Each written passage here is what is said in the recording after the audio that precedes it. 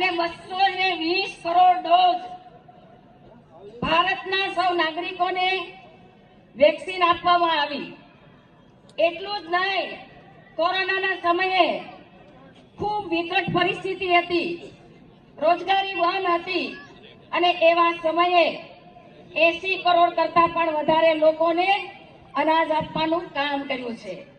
નરેન્દ્રભાઈએ 10 વર્ષના શાસનની અંદર 18 કલાક કામ કર્યું છે। ત્યારે આ ચૂંટણી એ નરેન્દ્રભાઈ મોદી સાહેબ લડી રહ્યા છે। ભાવનગર બોટાદ લોકસભાના ઉમેદવાર તરીકે હું પ્રતીક છું। આપ સૌના સહયોગથી એક કમળ દિલ્હી પહોંચવાનું છે। રામ રાજ્યની શરૂઆત થઈ ગઈ છે। અયોધ્યાની અંદર રામ ભગવાન બિરાજી ગયા છે। ત્યારે આપ સૌને મારી વિનંતી છે કે 7 તારીખે મતદાન છે। એક પણ મત આપણો પડ્યો ન રહે, એક પણ મત આપણે વેડફાય નહીં, એની સૌ ચિંતા કરીએ। આપણો કમળ તરફી મતદાન થાય અને આપણો મત એ દેશની સુરક્ષા માટે આપણે આપવાનો છે। આપણો મત એ મહિલાઓની સશક્તિકરણ માટે આપવાનો છે। આપણો મત એ રાષ્ટ્રીય આપણા ભાવિ પેઢીના ઉજ્જવળ ભવિષ્ય માટે આપવાનો છે। ત્યારે સૌ કાર્યકર્તાઓએ ખૂબ મહેનત કરી છે, ખૂબ પરિશ્રમ કર્યો છે।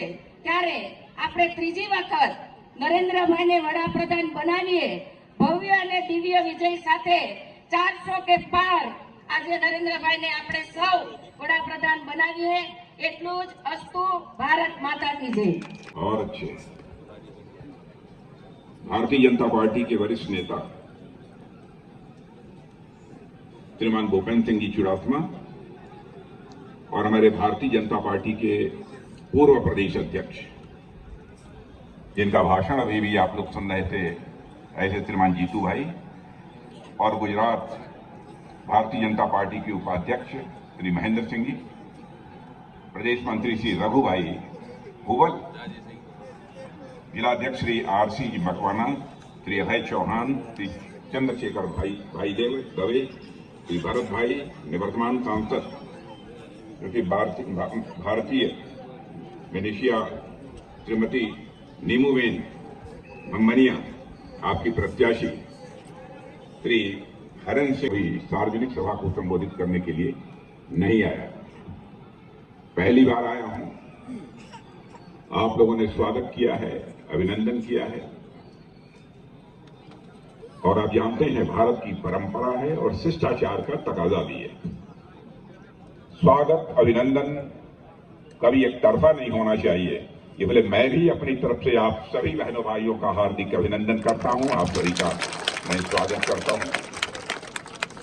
आज मैं आया हूं तो अपनी भारतीय जनता पार्टी की प्रत्याशी नीमूवेन के लिए आप अपना मत दें, यह अपील करने के लिए आया। बहनों भाइयों, आप जानते हैं कि हमारे भारत के प्रधानमंत्री मोदी जी के नेतृत्व में नए भारत का निर्माण एक नई सोच के साथ केवल भारत ही नहीं देख रहा है, बल्कि सारी दुनिया देख रही है। मैं यह नहीं कहना चाहता कि इसके पहले की सरकारों ने कोई काम नहीं किया है।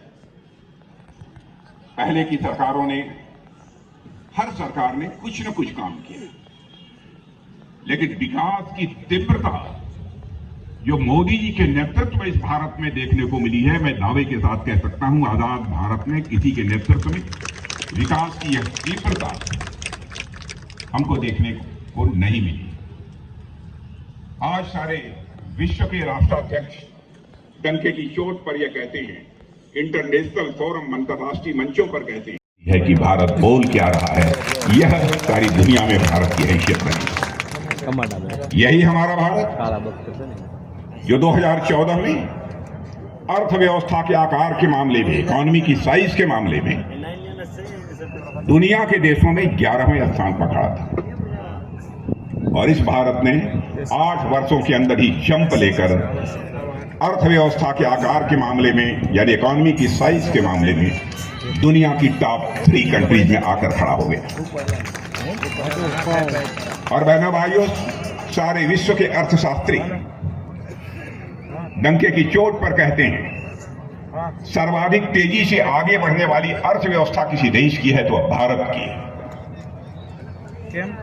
और लोगों का यह मानना है, केवल हम ही लोग नहीं कह रहे हैं, अंतर्राष्ट्रीय समुदाय के लोगों का मानना है कि भारत ऐसे ही आगे बढ़ता रहा तो 2047 आते आते भारत को विश्व का एक विकसित देश बनने से दुनिया की कोई ताकत रोक नहीं सकती। यह भारत की हैसियत है। मैं एक घटना की याद दिलाना चाहता हूं आपको। 2 साल पहले रूस और यूक्रेन के बीच युद्ध प्रारंभ हुआ था, और जब युद्ध प्रारंभ हुआ था, आज भी वह युद्ध चल रहा है। बराबर रशिया की तरफ से भी बम, गोले, मिसाइल चल रहे थे, यूक्रेन की तरफ से भी बम, गोले, मिसाइल ये सब चल रहे थे। हमारे भारत के रहने वाले बहुत बच्चे यूक्रेन में